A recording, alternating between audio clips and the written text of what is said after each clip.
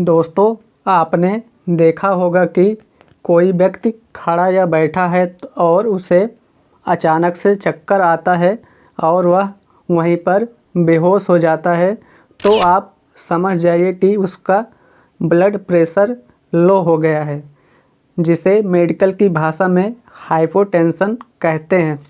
तो आज की वीडियो में इसी हाइपोटेंशन के होने के कारण और लो बीपी होने पर कौन सी दवाई दिया जाता है, सभी चीज़ें आसानी से समझने वाले हैं।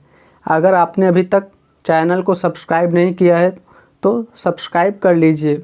तो आइए वीडियो को शुरू करते हैं। दोस्तों, सबसे पहले जानेंगे कि हाइपोटेंशन होता क्या है। हाइपोटेंशन जब किसी भी कारण से किसी व्यक्ति का ब्लड प्रेशर कम हो जाए तो उस कंडीशन को लो ब्लड प्रेशर या हाइपोटेंशन कंडीशन कहते हैं। अब दोस्तों, नॉर्मल बीपी की रेंज की बात करें तो सिस्टोलिक 120 mmHg और डायस्टोलिक 80 mmHg, यानी ऊपर वाला बीपी 120 और नीचे वाला बीपी 80 mmHg होना चाहिए।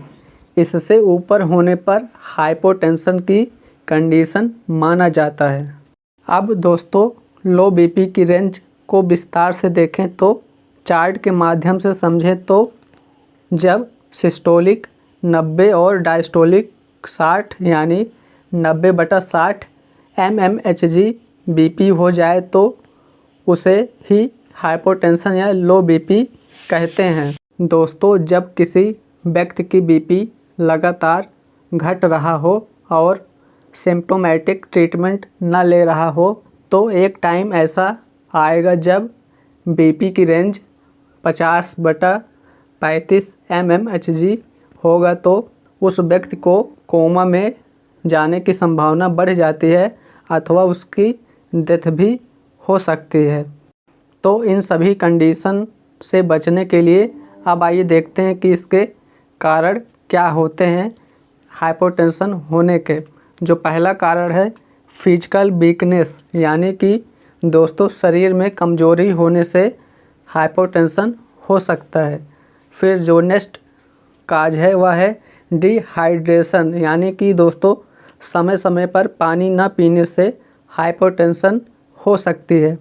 फिर अगला नेक्स्ट है जो काज आपका अधिक फिजिकल और मेंटल वर्क करने पर हाइपोटेंशन हो सकता है। फिर जो नेक्स्ट काज है वह आपका है शरीर से बहुत ज़्यादा रक्त अगर बह रहा है तो किसी भी कारण से हाइपोटेंशन हो सकता है। दोस्तों, जब कोई व्यक्ति मेंटली डिस्टर्ब होता है तो उसे भी हाइपोटेंशन होने की चांसेस रहता है। और दोस्तों, डायरिया मतलब दस्त होने पर फ्लूइड की कमी हो जाती है, जिससे कि इलेक्ट्रोलाइट इम्बैलेंस हो जाते हैं, जिसके कारण से हाइपोटेंशन उसको हो सकता है। तो ज़्यादा से ज़्यादा फ्लूइड लेने की कोशिश करें ताकि हाइपोटेंशन ना हो। फिर जो नेक्स्ट अगला काज है वो आपका है अगर ब्लड में हीमोग्लोबिन की कमी हो रही है तो उससे भी हाइपोटेंशन होने के चांसेस रहता है। दोस्तों, अब आगे देखते हैं कि हाइपोटेंशन के क्या क्या लक्षण दिखाई पड़ती हैं। तो आपका पहला लक्षण है कि आपको चक्कर आ सकता है, यानी वर्टिगो हो सकता है।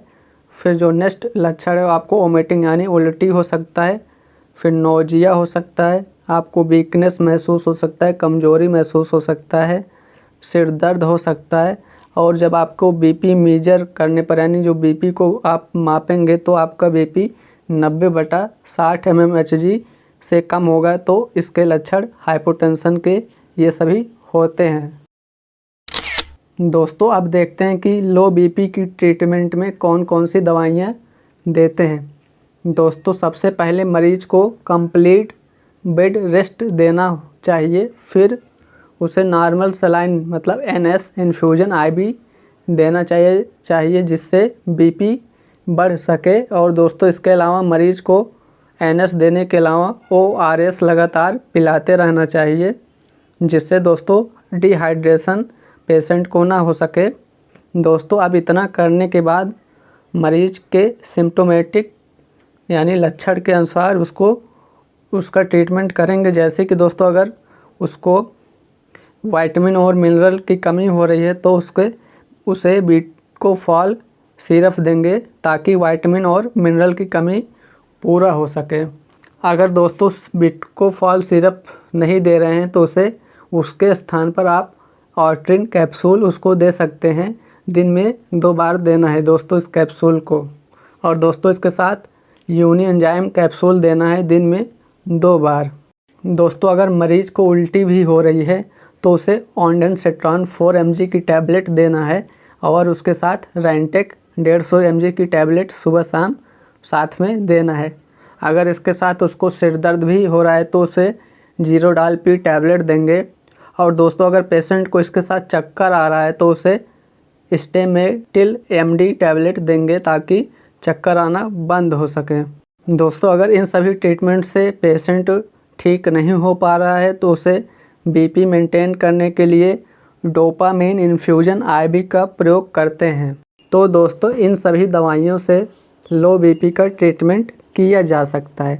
अगर वीडियो इन्फॉर्मेटिव लगी हो तो Atul pharma official YouTube channel को सब्सक्राइब करें और वीडियो को लाइक शेयर करें। Thanks for watching this video.